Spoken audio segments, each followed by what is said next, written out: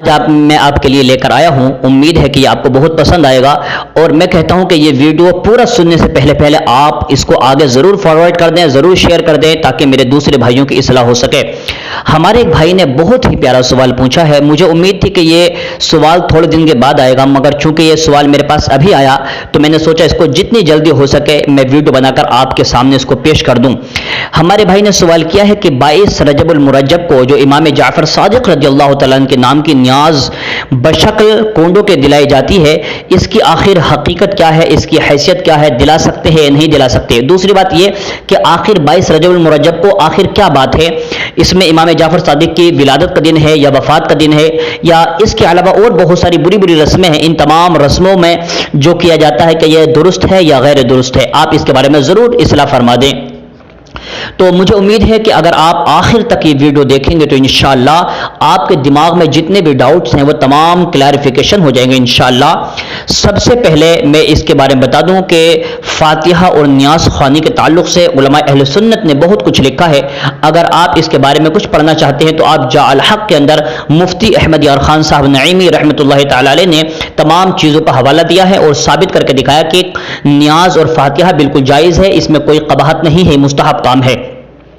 रही बात इमाम जाफर सादिक रज़ियल्लाहु तआला अन्हु के नाम की जो न्याज दिलाई जाती है, यानी खीर पूरियां वगैरह बनाई जाती हैं और उसको बिल्कुल एक नई कोरी हांडी होती है, यानी कोंडे की शक्ल में होती है और उसके अंदर पूरियां रखने के बाद फातिहा दिलाई जाती है। फातिहा बिल्कुल सेम होती है जैसे कि दूसरी न्याजों में होती है। तो आखिर इसके ताल्लुक से बहुत सारी बुरी रस्में इसमें यानी मिलावट कर दी गई हैं, मिला दी गई हैं। तो आखिर इसका जो शरई फैसला है और जो होना चाहिए वो क्या है, मैं आपको सामने इंशाअल्लाह रखने की कोशिश करूंगा।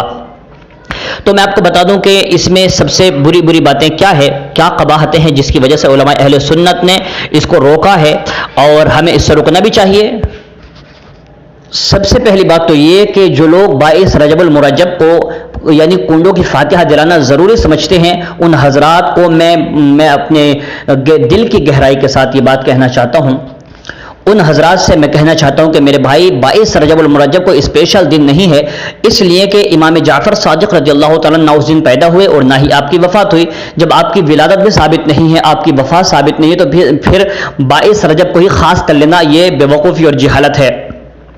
मैं आपको बताऊं कि आखिर 22 रजबुल मुरज्जब को ही फातिहा या न्याज क्यों दिलाई जाती है। तो इसका जो ताल्लुक है वो शियाओं से है, चूंकि 22 रजबुल मुरज्जब को हज़रत अमीर मुआविया रज़ियल्लाहु तआला अन्हु का इंतकाल हुआ था।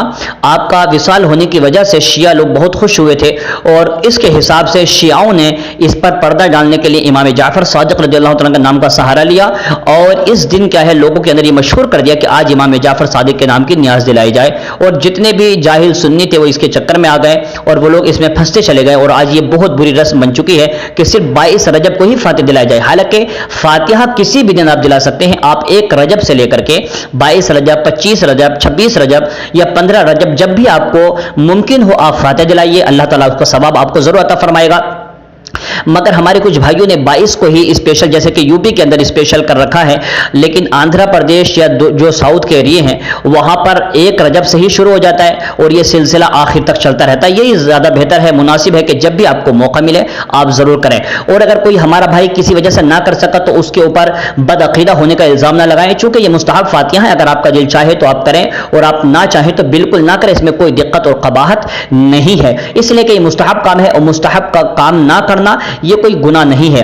तो हजरात मोहतरम ये बात साबित हो गई कि 22 रजब को नहीं बल्कि 15 रजब को करना चाहिए, चूंकि इमाम जाफर सादिक की जो वफात है वो 15 रजबुल मुरज्जब है। एक बात। दूसरी बात ये कि उसमें इसे फातिहा में कुछ कैद लगाई जाती है। कैद ये कि आप इसमें यानी फातिहा का जो न्याज है आपको वहीं पर बैठकर खाना है, आप उसको बाहर नहीं ले जा सकते, आप गोश्त खाकर नहीं आना, या फिर इसको जो लोग नापाक हैं वो नहीं खा सकते। तमाम शर्तें लगाई जाती है। हालांकि ये न्याज भी दूसरी न्याजों की तरह है, दूसरी फातिहाओं की तरह है, तो लिहाजा जैसे दूसरे खाने जायज़ हैं, कहीं भी ले जाकर खा सकते हैं, बाहर ले जाकर खा सकते हैं या वहाँ से किसी के घर भिजवा सकते हैं। तो इस तरीके से खीर पूरियां भी आप दूसरी जगह पर भिजवा सकते हैं, इसमें कोई दिक्कत नहीं है। مگر چونکہ لوگ اہل علم نہیں ہیں، علم سے ان کی بہت زیادہ دوری ہے، تو اس وجہ سے ایسی بری بری رسمیں اس فاتحہ کے اندر شامل ہو گئی ہیں۔ تو لہٰذا اس غلطی کو بھی دور کریں اور اپنے معاشرے سے نکال کر پھینکیں۔ فاتحہ کا کھانا آپ کہیں پر بھی جا کر کھا سکتے ہیں۔ اور اس کے علاوہ ایک اور بری رسم یہ کہ کہتے ہیں یعنی گوشت وغیرہ نہیں پکانا چاہیے، حالانکہ گوشت پکانے میں کوئی دقت نہیں ہے، جیسے دوسرے دنوں میں آپ گوشت کھاتے ہیں اسی طریقے سے آپ اس دن بھی گوشت پکا سکتے ہیں اور کھا سکتے ہیں۔ اور اس کے علاوہ جو سب سے بری جو یعنی قباحت ہے اور سب سے بری رسم وہ یہ ہے کہ شیعوں نے امیر معاویہ رضی اللہ تعالیٰ عنہ کی وفات پر پردہ ڈالنے کے لیے اور آپ کی وفات پر خوشی منانے کے لیے ایک اور طریقہ اور ایک بہانہ نکالا، اور ان لوگوں نے کیا کیا لکڑہارے کی کہانی کے نام سے کتاب منسوب کر دی۔ یہ 1906 کے اندر یعنی کوئی رامپور کے تھے شیعہ، انہوں نے لکھی اور یہ بہت مشہور ہو گئی اور آج ہمارے سنی بھی اس کو پڑھتے ہیں۔ تو میں آپ سے کہنا چاہتا ہوں کہ یہ جو اسٹوری اس کے اندر سنائی گئی ہے بالکل محض باطل ہے، جھوٹ ہے، فریب ہے، لہٰذا امام جعفر صادق رضی اللہ تعالیٰ کے نام سے اس کو بالکل بھی نہ منسوب کیا جائے۔ اور میں اپنی بہنوں سے گزارش کرنا چاہتا ہوں کہ آپ اتنی محنت کے ساتھ میں کھیر پوری بناتے ہیں، یا پھر ضروری نہیں کہ آپ کھیر پوریاں ہی بنائیں، دوسرے سامان دوسری چیزوں پر بھی آپ فاتحہ دلا سکتے ہیں۔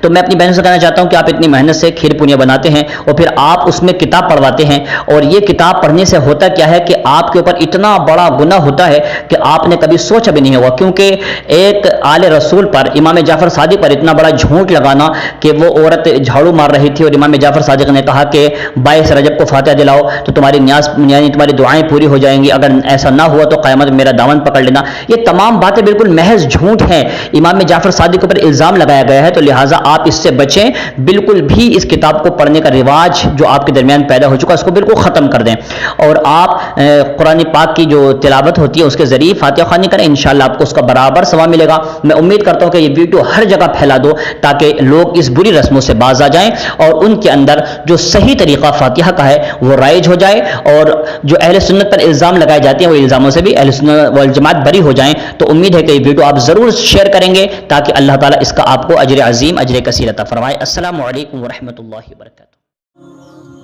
اسلامی دینی معلومات گروپ آریس کو سبسکرائب ضرور کریں تاکہ ہر اچھی عربی دینیات کی ویڈیو آپ کو مل سکے۔